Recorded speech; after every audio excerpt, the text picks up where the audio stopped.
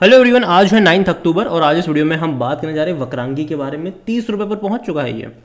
5% का upper circuit लगा है और यहाँ पर कुछ अलग ही हो रहा है, कुछ अनयूजुअल सी चीज़ें हो रही है इस कंपनी के शेयर में और बात करेंगे उसके बारे में। लेकिन उससे पहले अगर आपने अभी तक चैनल को सब्सक्राइब नहीं किया है तो प्लीज़ अभी इसे सब्सक्राइब कर लीजिए, क्योंकि आगे भी बहुत सारे वीडियोज़ हैं जो आपको काफ़ी ज़्यादा हेल्प करेंगे। तो देखिए 30 रुपये पर पहुँच चुका है और एक महीने में सरप्राइज 53% का ग्रोथ। हालांकि 19 रुपये से बहुत कम टाइम में 35-36 पे चला गया था। पिछले उसके बाद 3 दिन लगातार मतलब 4 दिन लगातार गिरावट आई, लेकिन पिछले 2 ट्रेडिंग सेशन से लगातार 5-5% की तेज़ी आ रही है। और ये वाकई में अनयूजुअल क्यों है? क्योंकि कोई खबर नहीं है।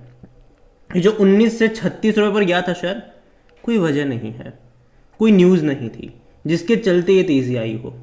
बाद में जब बाजार में गिरावट आई तब तो ये 4 दिन लगातार गिरा ही था, लेकिन पिछले 2 दिनों से तेज़ी आई, कल भी और आज भी। और ये थोड़ी हैरानी वाली बात है।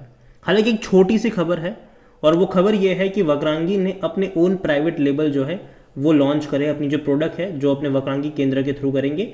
और ये आर्टिकल है बिजनेस स्टैंडर्ड का, और अगेन बिजनेस स्टैंडर्ड ने भैया अपनी मर्जी से नहीं लिखा है, ठीक है। ये स्पॉन्सर्ड कंटेंट है, पैसा देके, ठीक है। तो यहाँ पर यह है कि अभी प्रमोशन कर रहे हैं ये।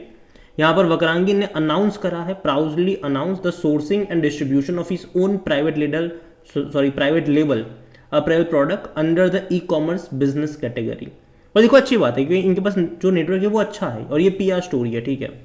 इनके पास नेटवर्क बहुत अच्छा है। इनके वक्रांगी केंद्र आपको अलग अलग जगहों पे देखने को मिल जाएंगे। और जहाँ तक बात करें, कंपनी है successfully launch the pilot phrase of जो इनका सेगमेंट है पूरा का पूरा, वो इन्होंने लॉन्च करा है, including both franchise and master franchise channel. जो कि अगेन देखो अच्छी बात है, कोई बुरी चीज़ नहीं। इससे पहले भी कंपनी बाकी लोगों के लिए ये चीज़ें कर चुकी है, अब अपने खुद के लिए कर रही है। और देखना ये रहेगा कि इसमें सक्सेसफुल कितना हो पाते हैं। कंपनी को लेकर अगर आप देखो तो कंपनी के जो चेयरपर्सन है उनका कहना है कि we are thrilled to introduce our private labelling offering which not only diversify our product portfolio but also reinforce our position as a key enabler India's rural distribution ecosystem। जो कि again मैं कहूँगा कि कंपनी का जो Vakrangee network का जो पूरा डिस्ट्रीब्यूशन है वो काफ़ी बड़े पैमाने पर फैला हुआ है, काफ़ी बड़े पैमाने पर फैला हुआ है। और अगेन जनरली आपको इनके जो वक्रांगी केंद्र है वो छोटे शहरों में ज़्यादा देखने को मिल जाएंगे, गाँव में ज़्यादा देखने को मिल जाएंगे।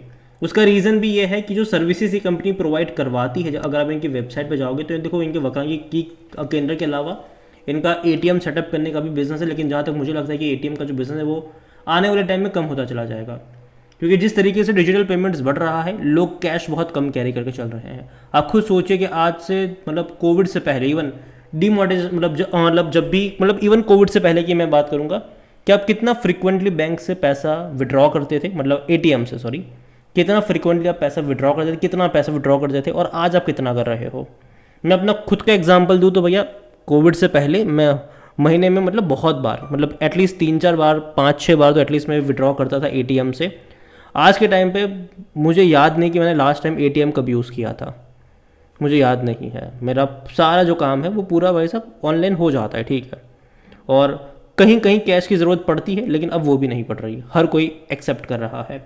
लेकिन बाकी बिजनेस इनके अगर आप देखोगे, अलग अलग सर्विसेज अगर आप देखो यहाँ पर, तो बैंकिंग, इंश्योरेंस, फाइनेंशियल सर्विस भी आपको देखने को मिलेगी। जो शहर में है जहाँ पर अच्छी टेक्नोलॉजी इनेबल्ड है वो डेफिनेटली सारी चीज़ें खुद से कर लेते हैं, लेकिन गांव में एक असिस्टेंस की ज़रूरत पड़ती है जो आपको सिखाए, आपको समझाए कि भाई साहब इंश्योरेंस, फाइनेंशियल कैसे करना है। ई कॉमर्स की अगर आप बात करो तो ऑनलाइन शॉपिंग से लेकर हेल्थ केयर से लेकर ट्रैवल से लेकर बिल पेमेंट्स वगैरह जो होते हैं वो भी इनके वक्रांगी केंद्र पर होते हैं। तो लोगों को ज़रूरत पड़ती है। अब आप ये बोलोगे कि चलो आने वाले टाइम में जब लोग खुद से सीखना शुरू कर देंगे तब क्या होगा, तो अगेन टेक्नोलॉजी आती चली जाएगी, लोग और नई टेक्नोलॉजी के लिए भी ज़रूरत पड़ेगी इनकी। तो ऐसा नहीं है कि भैया लोग आने वाले टाइम में जब सीख जाएंगे तब क्या होगा, ऐसा नहीं है। डेफिनेटली यहाँ पर आगे भी चीज़ें, इनका बिजनेस है वो चलता रहेगा, ख़राब नहीं होगा। लेकिन हाँ, प्रॉब्लम इनके मार्जिन को लेकर है, क्योंकि अगर आप देखो तो ये है क्या, ये एक डिस्ट्रीब्यूटर है, ठीक है। इनका खुद का कुछ नहीं है, ये जितनी भी इनकी सर्विसेज है वो डिस्ट्रीब्यूट करती है, तो मार्जिन इनकी बहुत कम है। और मार्जिन को बचाने के लिए ही अभी इन्होंने अपने खुद के प्राइवेट लेबल लॉन्च करे हैं। देखते हैं कि वो क्या होगा आने वाले टाइम में, सक्सेसफुल रहेगा कि भाई कि नहीं।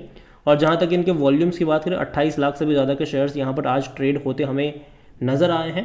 कंपनी के बारे में अगर हम बात करेंगे तो भाई साहब एक टाइम था जब भी 500 रुपये पर ट्रेड कर रहा था, आज 30 रुपये पर है, लेकिन हालांकि ये सिंगल डिजिट में भी गया था, शायद आपको पता हो तो। मार्केट कैप 3,300 करोड़ का है इसका। कंपनी के बारे में अगर हम बात करें वक्रांगी को लेकर, तो according to Moneycontrol user हर कोई कह रहा है खरीदारी करो। अगेन मेरा खरीदारी का यहाँ पर कोई रवैया नहीं है, स्पेसिफिकली इस प्राइस पे नहीं है, ठीक है। मुझे लगता है कि जब गिरावट आएगी तो ऐसे आएगी कि भैया बेचने तक का मौका नहीं मिलेगा किसी को। अभी लोग खुश हो रहे हैं, ठीक है, लेकिन जब गिरावट आएगी तब बेचने तक के मौके नहीं मिलेंगे यहाँ पर। और जहाँ तक वक्रांगी के बारे में अगर आप देखोगे, तो वक्रांगी में डिविडेंड की जहाँ तक बात करें, पे किया है इस साल इसने 5 पैसा पर शेयर का, जो कि ठीक ठाक मैं कहूँगा, उतना बुरा भी नहीं है। लेकिन जहाँ तक प्रॉब्लम आ रही है मेरे हिसाब से, वो यहाँ पर आएगी वैल्यूएशन को लेकर। 550 का पी है इसका, 550 का पी, समझ रहे हो। हम पी को लेकर हम अदानी को भैया काफ़ी ज़्यादा ग्रिल करते हैं, मार्केट लीडर कंपनियों के इतने पी नहीं होते, और यहाँ पर इसका 550 का पी है, जो कि डाइजेस्टेबल नहीं है मेरे हिसाब से 100%। फिर भी हालांकि एक ही एनालिस्ट जो खरीदारी की यहाँ पर बात करें, फिनेंशियल्स अगर आप देखोगे इनके, तो डेफिनेटली इंप्रूवमेंट पिछले 2-3 क्वार्टर में आया ज़रूर है, ये बहुत अच्छी बात है, स्पेसिफिकली इनके मार्जिन को लेकर। क्योंकि अगर आप इससे पहले देखोगे तो इनका रेवेन्यू 55 करोड़ से 50 करोड़ का था, ठीक है, लेकिन प्रॉफिट था 50 लाख का, 40 लाख का। लेकिन बाद में दिसंबर में क्या हुआ, रेवेन्यू में कोई ग्रोथ नहीं था, लेकिन प्रॉफिट डबल से भी ज़्यादा। अगेन रेवेन्यू में हल्का सा ग्रोथ था, लेकिन प्रॉफिट ऑलमोस्ट डबल। उसके बाद अगेन मतलब जून में देखो तो रेवेन्यू में हल्का सा ग्रोथ, प्रॉफिट अच्छा रहा यहाँ पर। तो चीज़ें प्रॉफिट को लेकर इनके मार्जिन अच्छे हो रहे हैं। आने वाले क्वार्टरली नंबर देखना इंटरेस्टिंग होगा कि वो कैसे आते हैं, और उसके ऊपर बहुत कुछ टिका हुआ भी है। देखो अच्छे नंबर आएंगे तो अच्छी बात है, नहीं आएंगे तो अगेन गिरावट तो आपको देखने को मिलेगी। और जहाँ तक बात करिए शेयर होल्डिंग को लेकर, तो प्रमोटर की होल्डिंग 41.92% की है, और यहाँ पर प्रमोटर की होल्डिंग 3.25% गिरवी भी है। म्यूचुअल फंड के पास कुछ भी नहीं है, 6.18% डोमेस्टिक इंस्टीट्यूशन के पास है, 2.93% एफ लेकर बैठे हैं। और अगेन सब लोग लगातार बेच रहा है, अगर आप एफ देखो तो लगातार वो बेच रहा है, 7.67 से लगातार बेच के 2.93 पर आए हैं ये। रिटेल यहाँ पर 28.33% पर है, जो अदर पार्टीज वो 20.64% का स्टेक लेकर बैठे हैं। ओवरऑल अगर बात करूँ वक्रांगी के बारे में, तो अगेन देखो कंपनी खराब मेरे हिसाब से नहीं है, प्रॉफिटेबल है।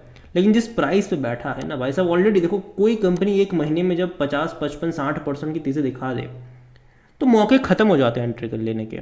इवन ये 19 से 36 पे गया था तो ऑलरेडी ये 80-85% की तेज़ी दिखा चुका था, तो मौके नहीं बचते उसके बाद खरीदारी करने के यहाँ पर।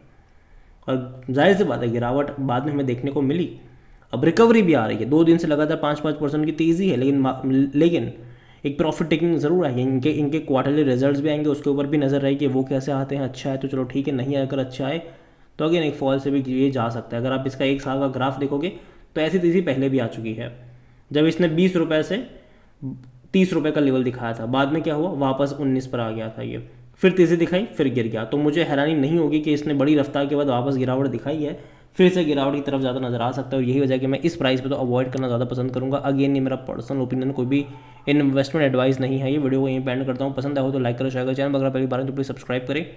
और वक्रांगी के बारे में क्या सोचते हैं वो भी आप मुझे कमेंट में लिख के बता सकते हैं। Thank you.